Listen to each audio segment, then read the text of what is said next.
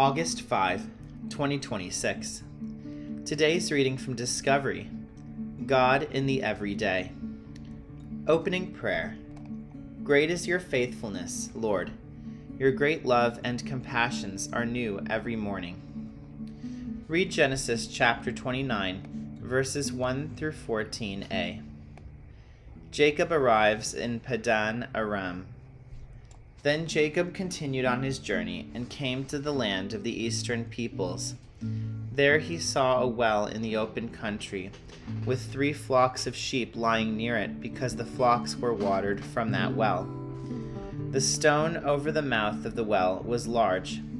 When all the flocks were gathered there, the shepherds would roll the stone away from the well's mouth and water the sheep. Then they would return the stone to its place over the mouth of the well. Jacob asked the shepherds, "My brothers, where are you from?" "We're from Haran," they replied. He said to them, "Do you know Laban, Nahor's grandson?" "Yes, we know him," they answered. Then Jacob asked them, "Is he well?" "Yes, he is," they said, "and here comes his daughter Rachel with the sheep." "Look," he said, "the sun is still high. It is not time for the flocks to be gathered. Water the sheep and take them back to pasture." "We can't," they replied, "until all the flocks are gathered and the stone has been rolled away from the mouth of the well. Then we will water the sheep." While he was still talking with them, Rachel came with her father's sheep, for she was a shepherd. When Jacob saw Rachel, daughter of his uncle Laban, and Laban's sheep, he went over and rolled the stone away from the mouth of the well and watered his uncle's sheep. Then Jacob kissed Rachel and began to weep aloud. He had told Rachel that he was a relative of her father and a son of Rebekah. So she ran and told her father. As soon as Laban heard the news about Jacob, his sister's son, he hurried to meet him. He embraced him and kissed him and brought him to his home, and there Jacob told him all these things. Then Laban said to him, "You are my own flesh and blood." Reflect. Open your heart and mind to the God who meets us in the everyday. Prepare to meet him in the ordinariness of today. Sometimes we have great spiritual experiences.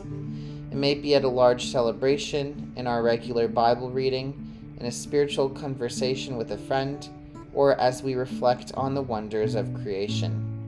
But most of life is not like that. It is more ordinary, and sometimes it is hard to see where God is or what he is doing. Jacob would have identified with that. Yesterday we read about Jacob's extraordinary and powerful meeting with God. Today he is back in the world of long journeys and meetings. His Bethel moment is replaced by a getting water for sheep moment, the spectacular by the mundane. But this meeting with Rachel is a key part of the narrative that moves God's story forward.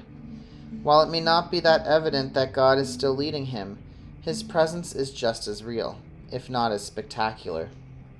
So it is with us. God is with us in everyday encounters in the workplace, at the school gates, on social media, and in the coffee shop. For Jacob, what appear to be chance encounters are part of God's plan to fulfill his promise to Abraham.